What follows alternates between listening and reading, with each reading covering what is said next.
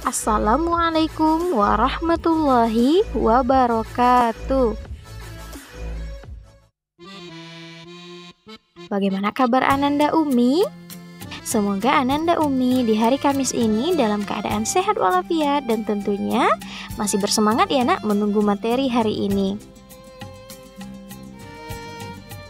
Alhamdulillah hari ini kita lanjutkan ya nak materi BMR yang halaman 18, 19 karena pada video sebelumnya belum sempat Umi masukkan pada video. Dan dilanjutkan pada pertemuan ini kita lanjutkan di bab 2 yaitu tutur sapa dalam keluarga inti. Ananda Umi coba perhatikan bukunya halaman 19. Kita akan membaca huruf P dan T. Nah, gambar yang Umi tunjukkan ini adalah huruf P, sedangkan ini adalah huruf T. Nah, huruf P apabila kita tambah alif akan dibaca pa. Apabila huruf P Umi tambah dengan ya, maka dibaca pi. Apabila P Umi tambah huruf waw, maka akan dibaca pu. Nah, coba perhatikan bukunya nak. Pa, pi, pu. Nah, sekarang kita lanjutkan huruf ta. Huruf ta dalam Arab Melayu ditulis seperti ini ya nak. Nah, coba perhatikan. Ta apabila ditambah alif atau a maka dibaca ta. Kemudian apabila ta ditambah huruf ya atau i maka dibaca ti. Kemudian apabila ta ditambah waw atau u maka dibaca tu. Ta, ti, tu. Nah, coba Ananda Umi baca mulai dari bait pertama hingga bait yang kelima. Ananda Umi, antum tahu tidak apa itu keluarga inti? Ya, keluarga inti bisa juga antum sebut dengan keluarga utama. Nah, apalagi itu Umi keluarga utama?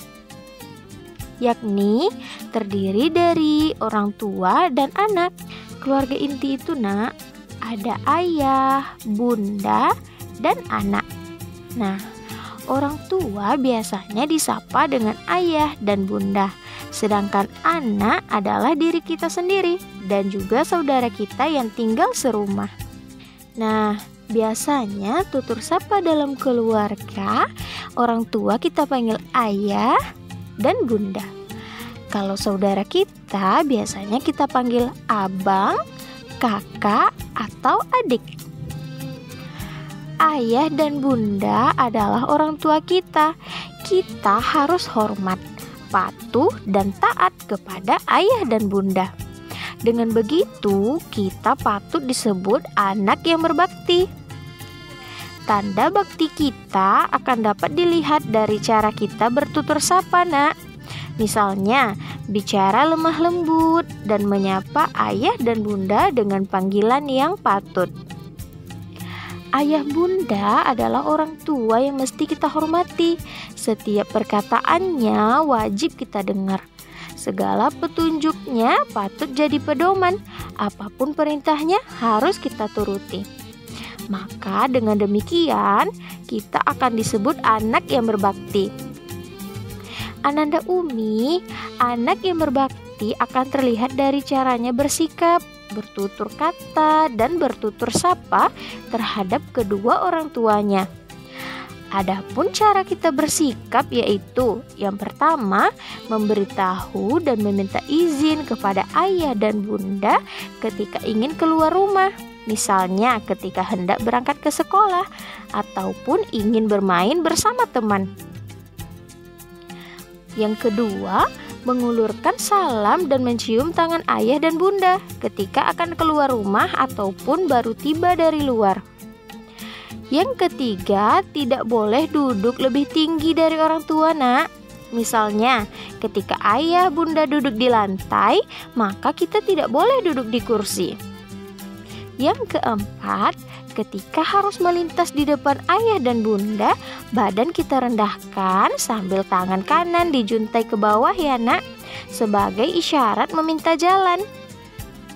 Berikutnya yaitu cara bertutur kata. Nah, kita tidak boleh sembarangan bertutur kata terhadap ayah dan bunda. Adapun cara bertutur kata terhadap ayah dan bunda yaitu sebagai berikut nak. Yang pertama, ketika orang tua memanggil, kita harus datangi terlebih dahulu, barulah menjawab. Apa ya? Apa bunda? Ada apa? Sangat tak elok jika menjawab dari jauh sambil berteriak. Yang kedua, tidak memaksakan kehendak dan merengek yang berlebihan, karena ayah dan bunda akan bersedia mengabulkan keinginan jika yang antum minta dengan tutur kata yang baik. Yang ketiga, ketika mencari sambil memanggil ayah bunda harus dengan suara yang biasa saja dan tidak boleh berteriak. Saat bicara kepada ayah dan bunda, sudah tentu dengan suara yang lemah lembut ya nak, dan jelas didengar. Yang ketiga, cara bertutur sapa. Tutur sapa adalah panggilan atau bahasa sapa kita kepada orang tua. Di masa kini biasanya disapa dengan ayah dan bunda. Namun ada juga yang menyapa dengan sebutan lain seperti ayah, ibu, papa mama, papi mami, abi umi, dan lain-lain. Bagi masyarakat Melayu Riau, sapaan kepada orang tua disebut bahasa mendaki. Ingat ya nak, masyarakat Riau, sapaan kepada orang tua disebut bahasa mendaki. Terdapat tutur sapa yang unik untuk menyapa ayah seperti Pak, apa, kemudian Bah, Abah, dan Abak. Nah, sedangkan untuk bunda ada sapaan Mak, Ama, Emak, Oma, dan Monde. Namun, ketika ditulis dalam surat atau diucapkan dalam majelis acara, selalunya disebut ayahanda dan ibunda. Nah, bisa anak Umi perhatikan pada buku halaman 26. Ada sapaan pada masa kini dan sapaan orang Melayu dahulu. Coba kita lihat perbedaannya nak. Dulu, sapaan pada masa orang Melayu dulu yaitu ayah, ibu. Sekarang pada masa kini ada yang memanggil ayah bunda. Dulu orang memanggil ayah dengan sebutan pak, apa, bah, abah, atau abak. Kalau untuk ibu atau bunda ada ibu, mak, ama, emak, oma, atau monde. Sedangkan panggilan di masa kini ada papi, papa, abi, bapak, dedi, dan lain-lain. Dan untuk bunda ada mami, mama, umi, ibu, mom, dan lain-lain.